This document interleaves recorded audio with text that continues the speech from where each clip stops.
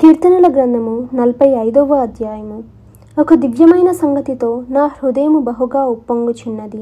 నేను రాజును గూర్చి రచించిన దానిని పలికెదను. నా నాలిక త్వరగా వ్రాయు అని కలుము వలెనున్నది.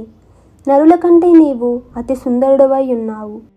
నీ పెదవుల మీద దయారసము పోయబడి ఉన్నది. కావున దేవుడు నిత్యము నిన్ను ఆశీర్వదించును. శూరుడా, నీ కత్తి మొలను కట్టుకొనుము. నీ తేజస్సును, నీ ప్రభావమును ధరించుకొనుము. సత్యమును వినయముతో కూడిన నీతిని స్థాపించుటకు నీ ప్రభావమును ధరించుకొని వాహనమెక్కి బయలుదేరుము. నీ దక్షిణ హస్తము భీకరమైన వాటిని జరిగించుటకు నీకు నేర్పును. నీ బాణములు వడిగలవి. ప్రజలు నీ చేత కూలుదురు. నీ బాణములు రాజు శత్రువుల గుండెలో చొచ్చును. దేవా, నీ సింహాసనము నిరంతరము నిలుచును. నీ రాజదండము న్యాయార్థమైన దండము. నీవు నీతిని ప్రేమించి భక్తిహీనతను ద్వేషించుచున్నావు.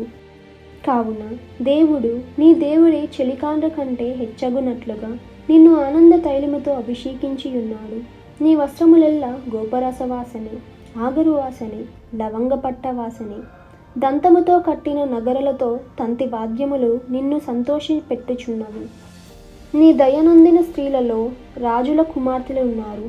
రాణి ఓఫీరు అపరంజితో అలంకరించుకొని నీ కుడిపార్శ్వమున నిలుచుచున్నది. కుమారి, ఆలకించుము, ఆలోచించి చెవియొగ్గుము. నీ స్వజనమును, నీ తండ్రి ఇంటిని మరువుము. ఈ రాజు నీ ప్రభువు. అతడు నీ సౌందర్యమును కోరినవాడు. అతనికి నమస్కరించుము. తూరు కుమార్తె నైవేద్యమును తీసుకుని వచ్చును. జనులలో ఐశ్వర్యవంతులు నీ దయను వెతుకుదురు. అంతఃపురములో నుండి రాజకుమార్తె కేవలము మహిమ గలది. ఆమె వస్త్రము బంగారము బుట్టపాన్ చేసినది. విచిత్రమైన పనిగల వస్త్రములను ధరించుకొని రాజునొద్దకు ఆమె తీసుకొని రాబడుచున్నది.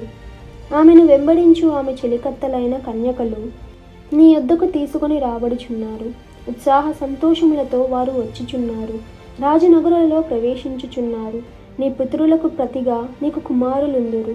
భూమి అందంతటా నీవు వారిని అధికారులుగా నియమించెదవు.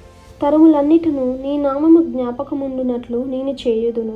కావున జనములు సర్వకాలము నీకు కృతజ్ఞతాస్తుతులు చెల్లించుదురు.